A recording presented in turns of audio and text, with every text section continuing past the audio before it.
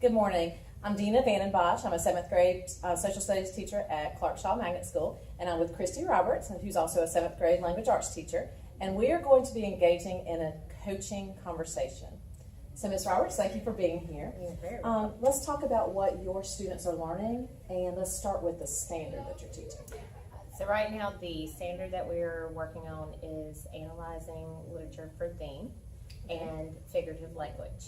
Working on defining the meaning and identifying the type of figurative language, and we're also working on identifying types of poetry. Okay, so to put it a different way, what, in your words, are what should the students be able to know and do with the standard? At the end of it, they should be able to read a poem and they should be able to identify what type of poem it is based off of the format, based off of how many syllables is in there. So we concentrated on concrete, lyric, and haiku poetry. Okay.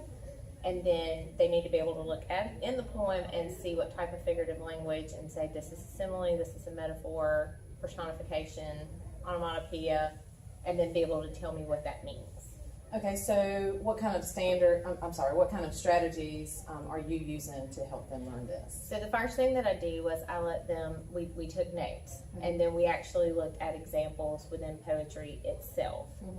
Then once they get their basis of that, we went into poetry stations so that they could go through, there were 5 different stations, and they either had to create a poem or they had to analyze a song for a type of figurative language and then explain it, or they had to create one and use, different types of figurative language within it.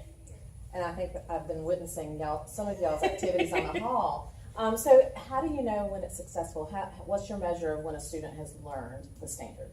When I hear them actually explaining to other students and saying, no, I don't think that's a simile, I think this is a metaphor, or this is a personification, or when it comes to writing their own poem, when you hear them say, hey, what about this line, and somebody else goes, I think you could make that stronger, or I think that should go here, and they start helping one another. Instead of like to see. Yes, instead of just calling me over for that clarification. Sure. And do you use any particular forms of data to basically measure how they're making the standard? So within the class, we'll do quizzes so that I can see, because that helps break it down and give them that just basic, similar to the test format. And then when we go into the poetry stations, they were given a rubric with the guidelines so that they could see this is what I need to do, and they can basically do their checklist. Gotcha.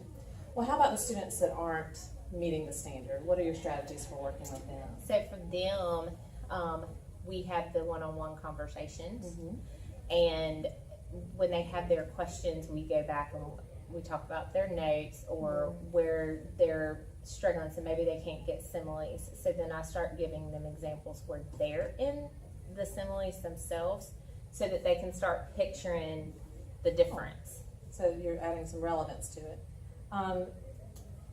So as you think about this standard and how it's going, are there any changes that you anticipate making to make it more effective, or anything you would do differently in the future? Yes, so what I like to do at the end, especially with something like poetry stations, I like to give my kids a reflection time so that they have input for the next year.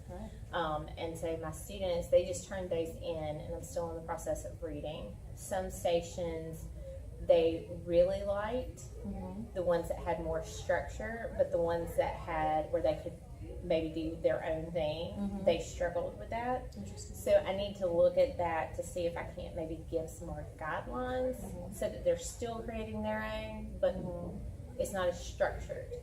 And they also some of them didn't like the fact that I picked their groups. So it is something that I will consider for next year. Well, they are middle schoolers. Yeah, that's true. With the things that they tended to like better, are you finding that their proficiency at that task is higher? Yes. Yes. Always higher when they can make that connection, or they like it, or they get into it. Like with any novel I've read, if they like the novel, they will get in, they will read, they don't want to leave class. And so that's how I can kind of judge if they don't have that kind of attitude, that I know even in the middle of a unit, I need to switch and find some way of getting them engaged back into the lesson. And I'm sure that probably affects your selection of what you use in class. Yes. Well, Christy, thank you so much for being You're here. very welcome. And that concludes our coaching conversation at this time. Thank you so much.